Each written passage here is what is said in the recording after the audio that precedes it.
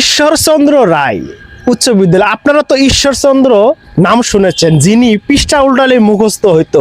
এটা অনেকে হয়তো জানেন যারা লেখাপড়া করেছেন। এই দেখেন আমি কিন্তু কলেজ ব্যাগ নিয়ে আসছি, ঠিক আছে। তো বিস্তারিত বলতাছি যে ঈশ্বরচন্দ্র, ওই ঈশ্বরচন্দ্র আর এই ঈশ্বরচন্দ্র এক কিনা। আসলে বিষয়টা হলো, এটি হলো আপনার রাজা হরেন্দ্র কুমার রায়, তার ছেলে ছিল অপেন্দ্র কুমার রায়।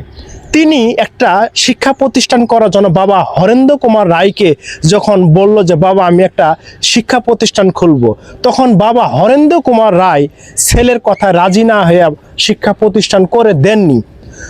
বাবার প্রতি অভিমান করে অপেন্দ্র কুমার রায় তার নিজের বন্দুক দিয়ে আত্মহত্যা করে।